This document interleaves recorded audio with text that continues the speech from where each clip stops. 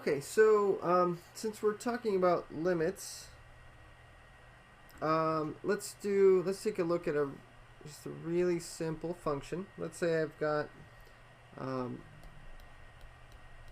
function x squared, and so the first thing I want to do is just get a sense of what a limit is. So here I've got a function, x squared, just your simple parabola. And so you have a question. You want to know what's the limit as x approaches to 2 of your function. In other words, this guy right here, of course, is x squared. So what this is saying, this is asking you a question. It's saying, as x approaches 2, so here let's mark these. Let's say this is 2. What you want to know is what y value, or another way of thinking about it, since y is generic, what value or what height or what y value is your function approaching.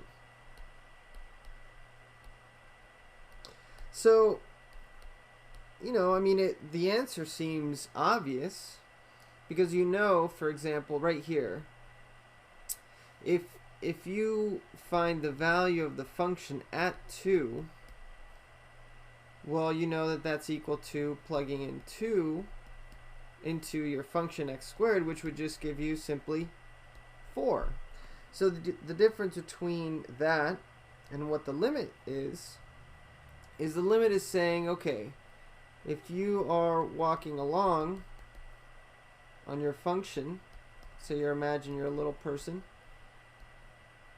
and you're walking along the function, and as what this guy is asking is, as x approaches 2, so as you get closer and closer to x equals to 2, what's the y value that you're also approaching? And the answer to that happens to be, in this case, that it's exactly the same. The answer is 4. That means that I'm approaching that value, that y value 4. Okay, sounds simple enough. But now, what if, for example, I have the same function,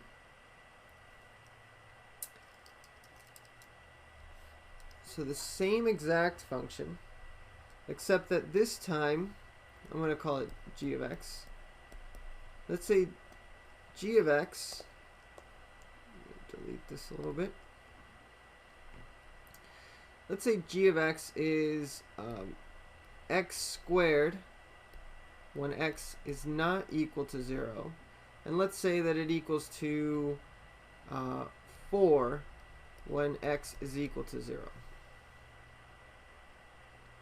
Okay, so here if I graph this guy, it's going to be a parabola, except that at x equals to 0, it's not going to be a parabola. There's going to be a hole there.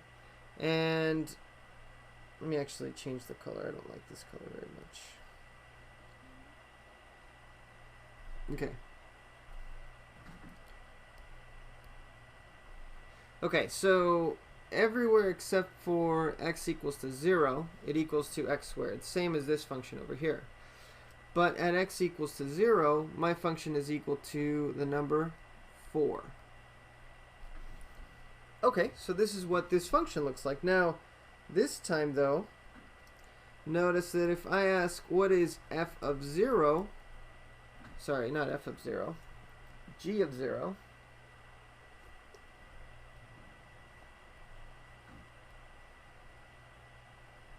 if I ask what's g of 0, this time you would say that that function is equal to 4, because at x equals to 0, that function's equal to 4.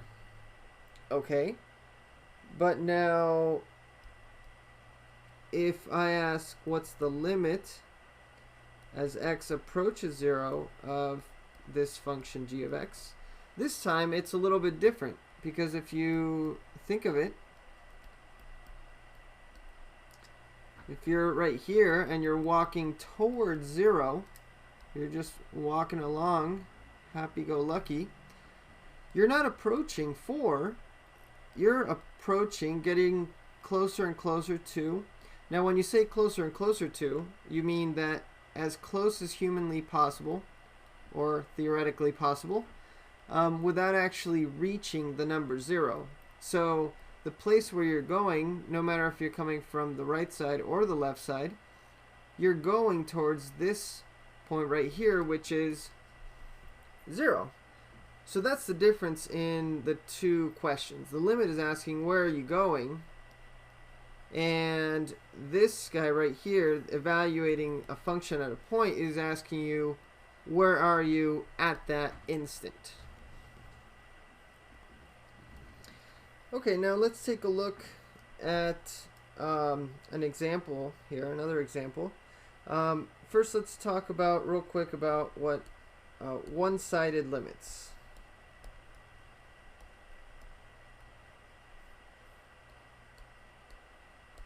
So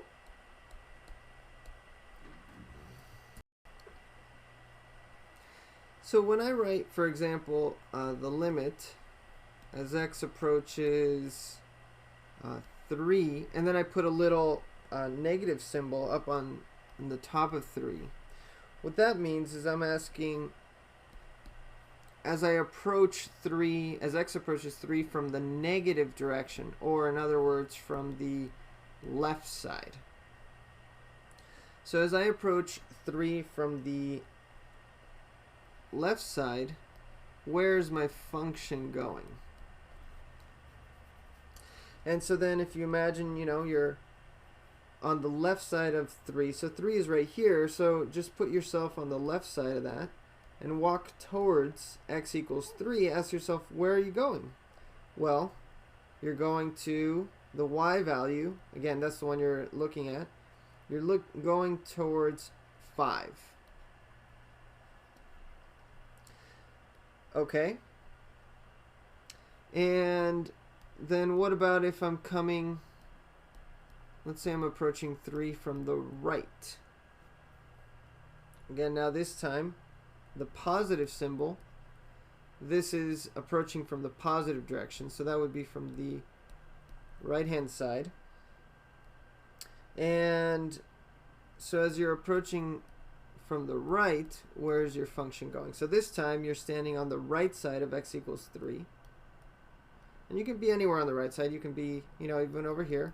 You can then jump down right here, like Super Mario Brothers. Anyways, and so then as you get closer and closer to x equals 3, you're approaching a y value of, this time, 8. Okay. So then what we say, so these are the one-sided limits. So then what you can say is that the limit as x approaches 3 of your function.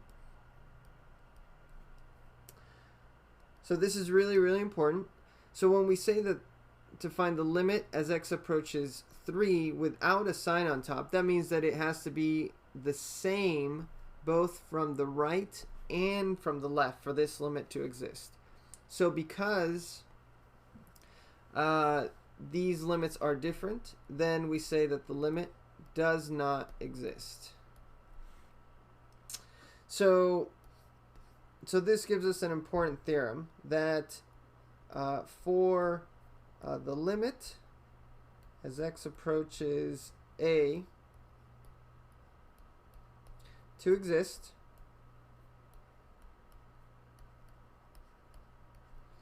what we just said has to be true. In other words, the limit as x approaches a from the left has to equal to the limit as x approaches a from the right. Okay, so then what that means is that, for example, if I'm approaching 6 from the left, notice that as I'm approaching 6 from the left, my function's going towards 1. So as x approaches 6, f of x approaches 1. If I'm coming from the left. But then as x approaches 6 from the right, notice that this time f of x is approaching 9. So again, the limit as x approaches 6 of your function does not exist. Okay, and then let's take a look at the other place where we've got some funny business. Let me erase a little bit of this stuff. If you take a look at the limit as x approaches 8 from the left, you'll notice that it keeps going, as you get closer and closer to 8, it keeps going down without stopping. And so what we say is this guy is going towards negative infinity. And then the limit as x approaches 8 from the right is also equal to negative infinity. And notice that, so just to let you guys know, that doesn't mean that the limit actually exists. It doesn't really exist because it's not really a number, but at least you know that it's going in the infinite direction, in the negative infinity direction, from both the left side and the right side. And so then you would say that the limit as x approaches 8 of your function is equal to negative infinity.